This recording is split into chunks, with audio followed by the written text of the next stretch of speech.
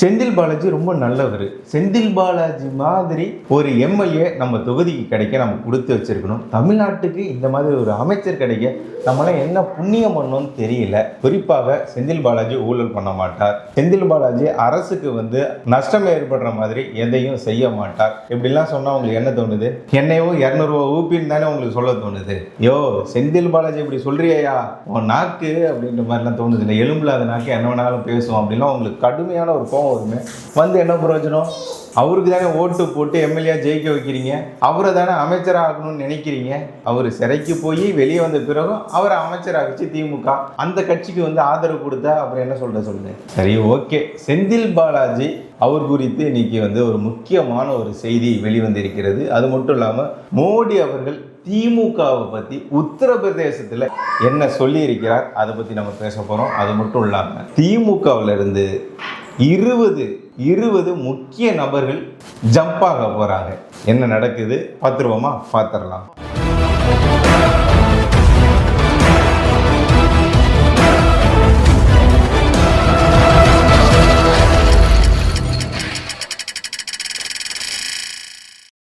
இந்துடா படத்திற்கு உதவ QR கோடை பயன்படுத்திடுங்க. 2 ஜிபே நம்பர் இருக்குது, ஃபோன்பே நம்பரும் அதுதான். தாராளமாக அது மூலமாக நீங்கள் அனுப்பலாம். ஏதாவது உங்களுக்கு சிரமம் இருந்தால் அதுக்கு நீங்கள் கால் பண்ணி கேட்டுக்கலாம். இதுவரைக்கும் நீங்கள் இந்துடா படத்தை பார்க்கலன்னா அந்த லிங்கை கிளிக் பண்ணி தாராளமாக நீங்கள் பார்க்கணும், மற்றவங்களுக்கும் பகிரணும்னு நான் கேட்டுக்கிறேன். நன்றி, வணக்கம். செந்தில் பாலாஜி இருக்காரு, ஆகா ஓஹோ இந்த மாதிரி ஒரு அமைச்சர் கிடைக்க திமுக என்ன புண்ணியம் பண்ணுச்சுன்னு தெரியலையா அப்படின்னு சொல்லிட்டு MK ஸ்டாலின் அவர்கள் செந்தில் பாலாஜியை தவம் இருந்து பெத்த புள்ள மாதிரி பார்க்குறாரு.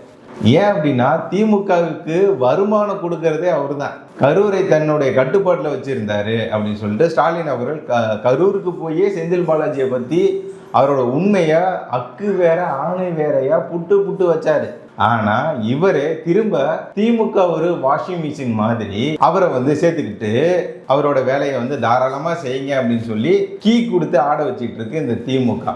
அந்த வகையில செந்தில் பாலாஜி இருக்கார்ல, 2021 இருந்து 2023 காலகட்டத்தில் மின்சாரத்துறை அமைச்சராக இருக்கும்போது இந்த டிரான்ஸ்ஃபார்மர் இருக்குல்ல, அது வாங்குறதுல தமிழக அரசுக்கு 397 கோடி ரூபாய் இழப்பு உண்டாகி இருக்கிறது, முறையீடு ஏற்பட்டு இருக்கிறது. எது? இந்த டெண்டர் வழங்குற விவகாரத்தில் நடந்திருக்கு அப்படின்னு சொல்லி ஒரு வழக்கு போயிட்டு இருந்து, ஒரு விசாரணை போயிட்டு இருந்து. இதுல சென்னை உயர்நீதிமன்றம் அதிரடியாக ஒரு உத்தரவு போட்டிருக்கு. என்ன அப்படின்னா, செந்தில் பாலாஜி, அதாவது செந்தில் பாலாஜி தொடர்புடைய இந்த வழக்கை சிபிஐ விசாரிக்கணும் அப்படின்னு சொல்லி சென்னை உயர்நீதிமன்றம் ஒரு அதிரடியான உத்தரவை போட்டு இருக்கிறது.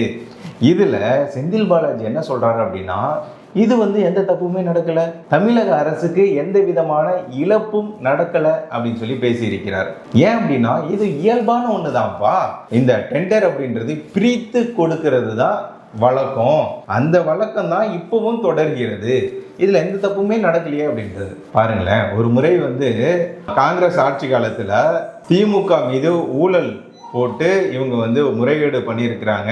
2Gல நடந்த இது சம்பந்தமா பேசும்போதுன்னு நினைக்கிறேன். இவங்க கோர்ட்டில் போய் இது மாதிரி நான் எந்த தப்புமே பண்ணல, நான் எதுவுமே பண்ணல அப்படின்னா, ஓகே நீங்க எந்த தப்பும் பண்ணலையா, அப்ப விடுதலை செஞ்சிட வேண்டியதான் அப்படின்னு சொல்லிட்டு ஒரு கிண்டலா ஒரு இது சம்பவத்தை பத்தி சோ அவர்கள் அந்த சமயத்தில் பேசி இருப்பார். அதுதான் இப்போ ஞாபகம் வருது. இவங்க மேல ஒரு புகார் சொன்னா, இல்ல நாங்கெல்லாம் பண்ணிருக்கோம், இல்ல நாங்க அதெல்லாம் பண்ணல, நான் ரொம்ப நேர்மையானவன், கடமை தவறாதவன், ஊழல்ன்ற வார்த்தைனாவே என்னன்னு தெரியாது அப்படின்னு சொல்ற மாதிரி இவங்க பேசிட்டு இருக்காங்க.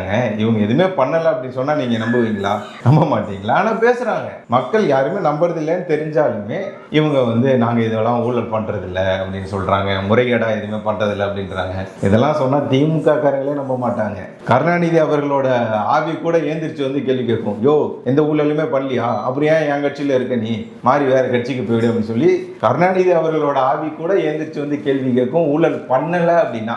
அப்படி இருக்கும்போது செந்தில் பாலாஜி இந்த மாதிரி சொல்லிட்டு இருக்காரு, ஊழல் பண்ணல, சிபிஐ விசாரிக்கணும்னு சொன்ன உடனே செந்தில் பாலாஜி அவர்களுக்கு கால் தரையில படலை.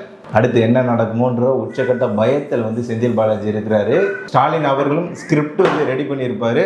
அடுத்து ஒரு 5 நிமிஷத்துக்கான வீடியோ வந்து வெளியிட வந்து அவர் வந்து தயாரா இருப்பார். இப்போ இன்னும் சில தினங்கள்ல அந்த வீடியோவையும் வந்து வெளியிடுவார் ஸ்டாலின் அவர்கள். ஏன் அப்படின்னா ஸ்டாலின் அவர்கள் இப்போ ஒரு தமிழக முதல்வர் அப்படின்றது மறந்துட்டாரு, ஒரு கட்சியின் தலைவர் அப்படின்றத மறந்துட்டாரு. அவர் என்ன ஆயிட்டார் அப்படின்னா இப்போ தனக்குள்ள ஒரு இன்ஃப்ளூயன்சரு, ஒரு யூடியூபர் அப்படின்ற ஒரு மனநிலைக்கு அவர் போயிட்டாரு. எதை எடுத்தாலும் ஒரு வீடியோ வந்து வெளியிட்டு இருக்காரு. அந்த மாதிரி அவர் போயிட்டாரு. அதனால இப்போ செந்தில் பாலாஜியை நான் இருக்கேன்ப்பா உனக்கு அப்படின்னு சொல்லி, ஏன் அப்படின்னா அவரோட வாரிசு இல்லை, வாரிசாச்சு, இந்த ஊழல் வாரிசாச்சு செந்தில் பாலாஜி, அவர் எப்படி விட்டு கொடுப்பாங்க? அதனால அவருக்கு ஆதரவாக வீடியோ வெளியிடுவார். அதுக்கப்புறம் வந்து வீடியோ மட்டும் தான் வெளியிடுவார். வேற ஏதாவது இது பண்ணா அப்புறம் இவரும் உள்ள போற மாதிரி இருக்கு. இடி வந்து கே நேரு அவர்கள் குறித்து அதாவது வந்து ஒரு ஆதாரத்தை வந்து நீதிமன்றத்தில் இடி வந்து சமர்ப்பிச்சாங்க. அதுல வந்து 888 கோடி வேலை வாங்கி, அரசு வேலை வாங்கி தருவதாக, அதற்காக வாங்கின பணம் ஒரு நபருக்கு 33 லட்சம் விகிதத்தில் கே நேரு அவர்கள் வாங்கி இருக்கிறாரு. அதுல வந்து ஸ்டாலின் அவர்களுக்கும் தொடர்பு இருப்பதாகவும் இவங்க வந்து அறிக்கை வந்து சமர்ப்பிச்சிருக்கு இடி.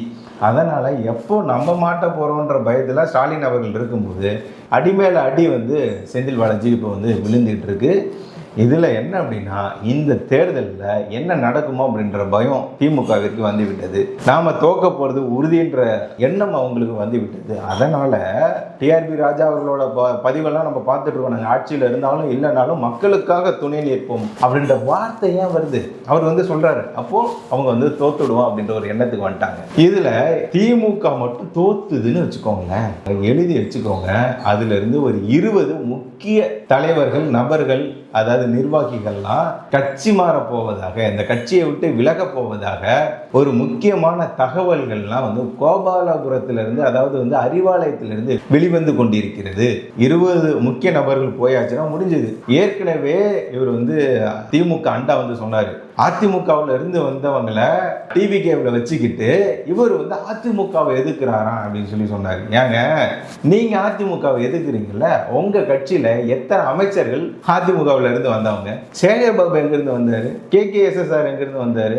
ஏங்க, ஏவாவேல் எங்கிருந்து வந்தாரு?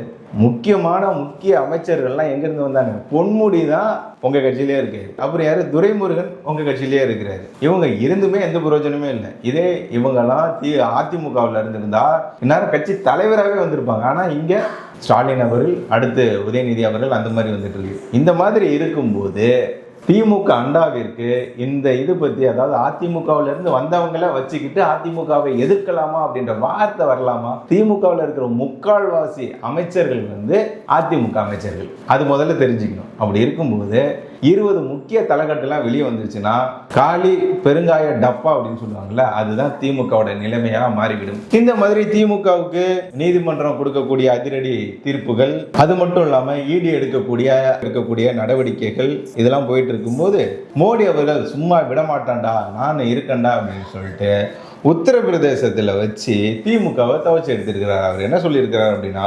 உத்தரப்பிரதேசத்துக்கு அதிக தொகுதி கிடைப்பதற்கு திமுக எதிர்ப்பு தெரிவிக்கிறது. நாடாளுமன்றத்தில் சமாஜ்வாதி கட்சியும் திமுகவிற்கு உடந்தையாக குரல் எழுப்பியது. உத்தரப்பிரதேசத்தை இழிவுபடுத்தி அதன் மூலம் அரசியல் ஆதாயம் தேடுகிறது திமுக அப்படின்னு சொல்லி ஊபியில் கங்கா விரைவு சாலை திறந்து வைத்த பின் பாரத பிரதமர் நரேந்திர மோடி அவர்கள் பேசியிருக்கிறார். திமுகவோட வண்டவாள உத்தரப்பிரதேசம் வரைக்கும் கொண்டுட்டு போயிருக்கிறார் பாரத பிரதமர் நரேந்திர மோடி அவர்கள். திமுகவோட மனநிலை எப்படி இருக்குன்றதா நமக்கு, தமிழகத்தில் வாழக்கூடிய நமக்கே தெரியுமே.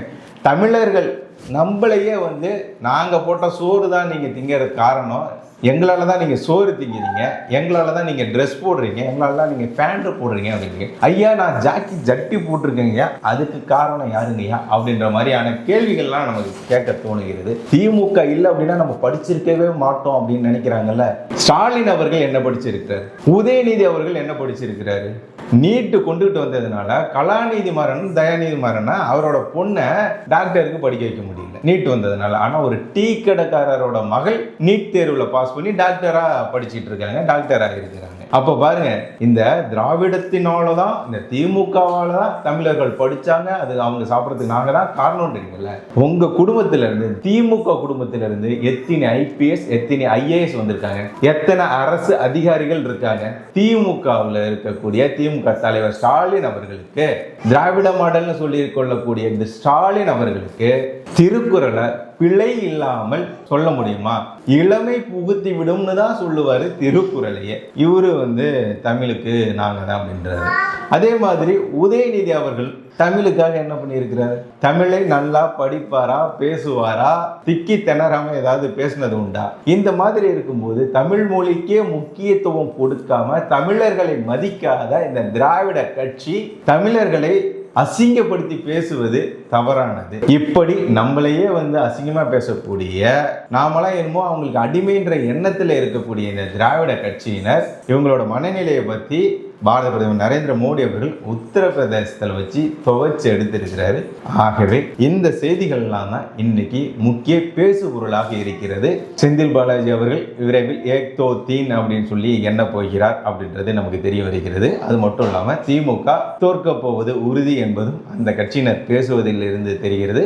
முக்கியமான 20 தலைவர்கள் அந்த கட்சியிலிருந்து வெளியேற போகிறார்கள் அப்படின்ற தகவலும் வெளியாகி இருக்கிறது. அடுத்த நல்ல செய்தியோட நாளை சந்திப்போம். நன்றி.